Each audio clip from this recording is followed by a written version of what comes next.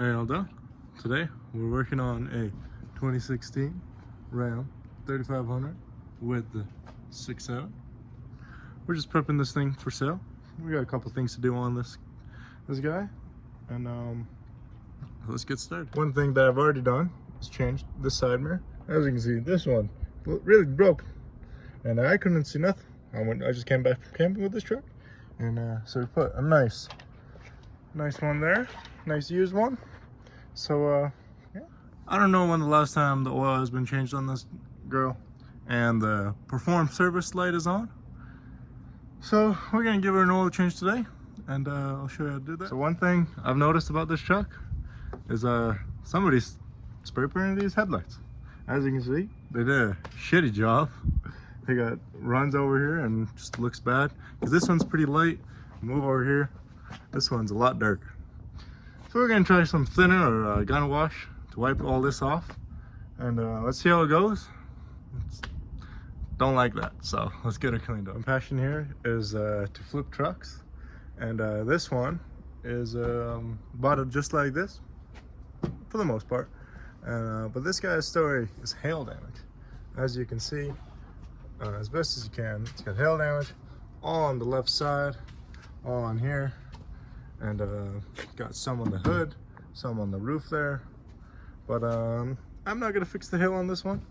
It's just too much money. If I'm gonna do it, I'm gonna do it all of it, but I ain't gonna do that. We got a couple other things to do here, and yeah. The tail lights on this girl have been tinted. Pretty sure that's illegal here in Alberta, and I'm not a fan of that. It does look pretty clean, but not a fan. We're just gonna take them off, see if we can. I put these on Facebook, try to see if anyone wanted to trade me for a set of non-tinted.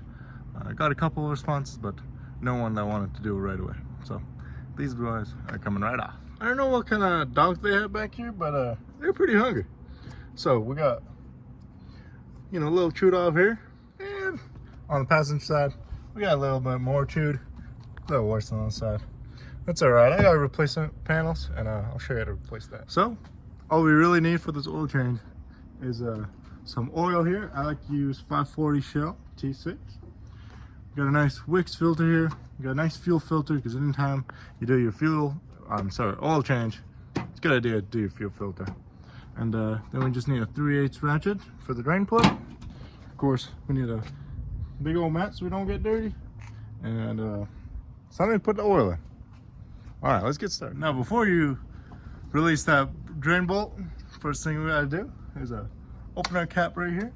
Let the oil drain out pretty smooth. Don't have any gulps or nothing. Little trick: when you got your drain, your fill cap, put it right here, right on the hood latch, so you don't close the hood without putting that guy on. And just take your thing, your dipstick out right here.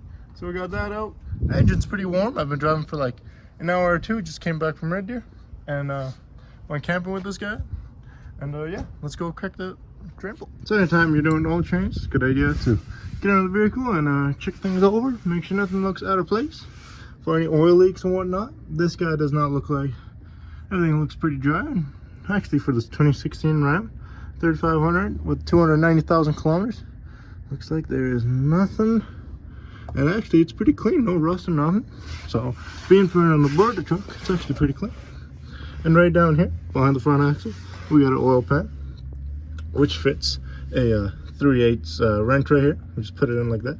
You can use an extension, but it's all good. And yeah, you just go for it and crack release. What I love about these lifted trucks is you never have to jack up anything. You just crack it up. You just call under, crack it open, and you're good to go. It didn't make a little mess there. Just splashed out the pan. That's all right. We're here to make a mess. Let it drain all the way. Give it some time. You got a lot in there. Now that all the oil has been drained, we just tighten this guy back up. Do not forget this step.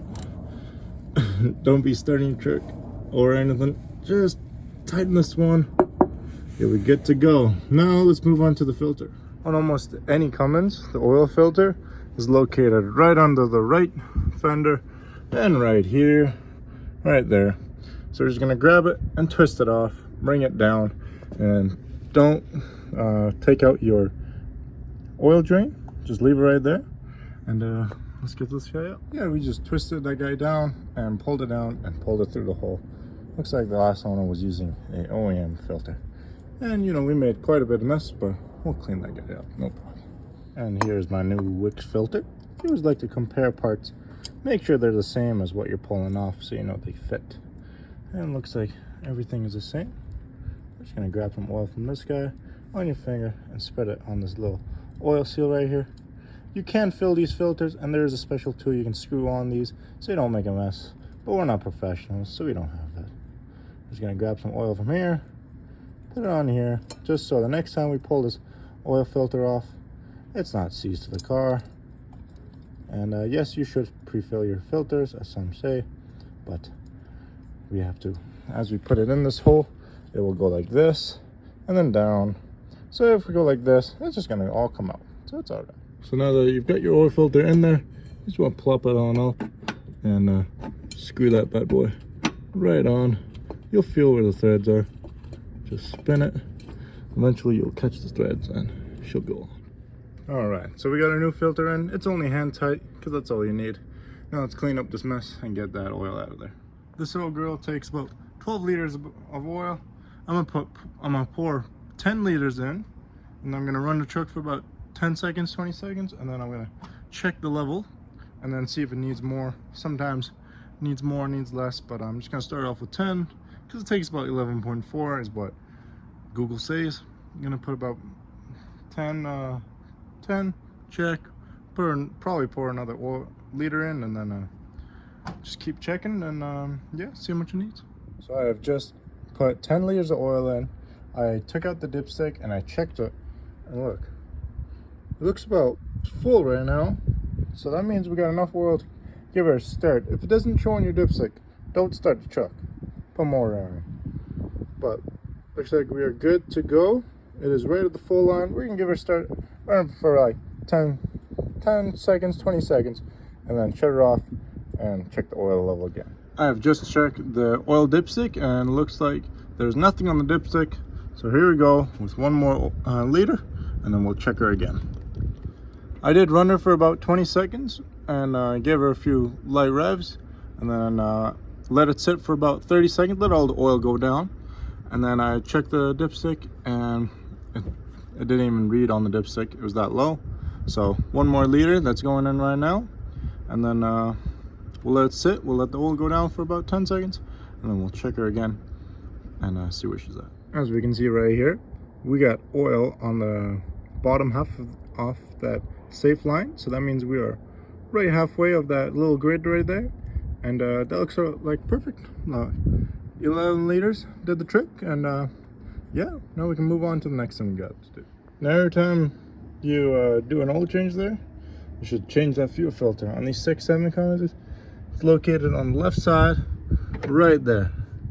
Right, that cover right there, that's the guy. You gotta take this little cover off, the filter's right under there.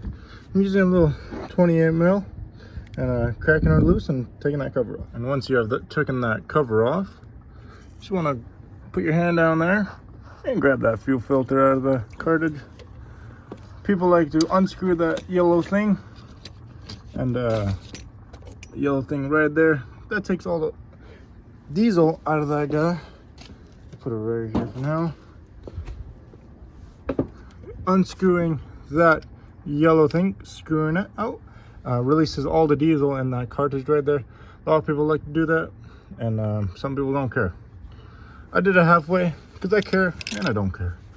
Let's clean up. We did make a big mess, but we'll clean that up. So you always want to compare your new parts, as we said with the oil filter. So it was definitely time for a fuel filter change. I don't know when the last guy did it, but yeah, let's get this new one popped in. All right, we got a new one in there. Now it's just reverse. Put your cap back on, tighten back up, and that's pretty much it for this fuel filter. All right, so we got new oil in, new filter. We have tightened that bolt for the cap of the fuel filter. Now we want to prime the fuel system. We don't want to just start cranking right away, because we ain't got no fuel. There ain't no fuel in that cartridge right there. So we got to press our button, let everything work, let all the fuel pumps pump all the fuel, fill up that guy, then we can start cranking. All right, so we're just gonna press all accessory on right now. Let our fuel pumps work and everything. This old girl's got 290,000, and radio works. And we're just gonna let her sit for a bit, maybe do a couple cycles, get her all warmed up. What am I talking about? Not warmed up. I'm used to it being in the winter. Get her all primed up, and we'll just give it a couple seconds, and then we'll let her go. So as you saw there, she just cranked. So we're just gonna let her prime again, and we're just gonna check out here, make sure nothing's leaking. Not more than we already, no more than the mess that we already made. Looks like everything's good, and we're just gonna keep on priming the fuel system until she goes. And one more cycle for good luck. We'll give her a start. There we go. Perfect. Now let's go check for some leaks. Make sure nothing is leaking. She sounds great. Looks like no leaks. No leaks. Perfect. Done. Alright. So now we're moving on the rear door panels. I don't know why that took so long to do oil change, but it's done now. Anyways, it's chewed up, so we gotta replace it. Can't sew like this. So on these rams, these 4th gens, to get the door panels off, you gotta start with this guy right here behind the handle. Pull the handle back, and you got a little, use one of these. They call them a flathead or something. They're brothers of Philip. Philip is right there. We're gonna use them a couple seconds right now. And don't lose that piece. You're gonna need it to cover that hole. Grab. Oh. All right. Now we're gonna grab its brother, Philip. We're gonna take this little screw out right here. Put some elbow grease. Come on. I'm using the right size Philip. Philip has a cousin who's fatter, and Philip has a sister that's small. And then we're gonna use one of these. This is a big mama, probably. Be careful with the leather, don't scratch it. Probably off this guy. Get that handle out of there. Pull it through. Get a little light on the handle. So just unplug it right there. Boom. Now we gotta get this little trim piece off here. Just pry it off right here. You don't need no Philip, no flathead. Use your big hands. Oh, looks like we did break it. Maybe we did need Philip. Good old Philip. It's all right. We'll put this little guy back here. Wait. Put it the right way. All right. We'll mess with that later. Okay. Now we got these little clips right here. We use Big Mama. And they're 2 pieces. So you get under the one, pry off the top head, this guy. And then you get under the other piece, pry off that piece. And together, they make a clip. So take off all of them. You got all of them around the whole door. Take them all off, and then I'll see. So on this door panel, we had 1, 2, 3, 4, 5 of these clips. And once you've got them all off, you can just grab this part and just yank it all up. Get it through there. And yeah, now we're good. Okay, so our door panel's off. And I forgot to mention, there was a plug-in for our window switch right there, which I have taken off right here. Just a little plug-in right there. So now we're gonna do reverse. This is our new door panel. And yeah, just don't forget to feed the lock through that hole, and there, that's all. All right, now that you got it fed through there, you want to push the door panel against the door, and when it's all pushed up, you want to just push down, and it should just sit down when it's in its grooves. There we go. Those holes are lined up there. Push it a little bit down, move it a little bit. Get those. Make sure you put your wires through for your switch. Looks good here. It's all flush. We're all good. Now I just reverse. Put all your clips back in, and put your trim piece back here. Put your switch in, and then put this cover in with that screw. Here we have a window switch. Just easy. Plug in the wire and put her in. Boom. We are good to go. Now we got our little cover right here for the handle. Oh, one thing we forgot to do that I just remembered is we have a light right down here. I forgot to plug that in. So,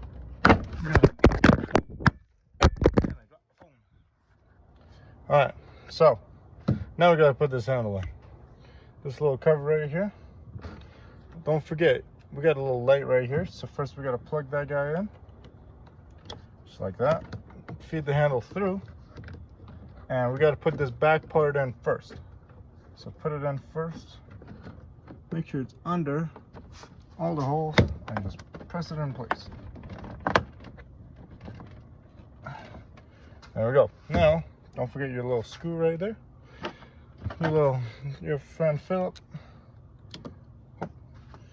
Don't drop your screws. Well, if you do, look where they go. All right.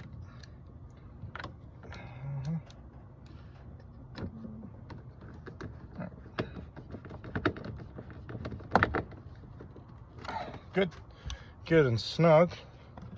Now we got a little cover right here. This guy's pretty sick. So this little flap right here on the bottom, that goes down. Pretty much it. Now your 5 little clips. Make sure not to lose them, like I just did. Don't drop them, don't lose them. You probably will need them. And you push the bottom end, one end first, and then the top. Don't lose them. Get them all in. Should be good. This one has no rips. Looks really clean on camera. It is actually filthy in person. Okay. We're good. Don't forget your little trim piece right here. That's a boom, boom, boom. Okay, now I'm just gonna give this panel a wipe down because it's really dirty. And we just got the right side to do. I already showed you how to do it, so I'm just gonna do it real quick.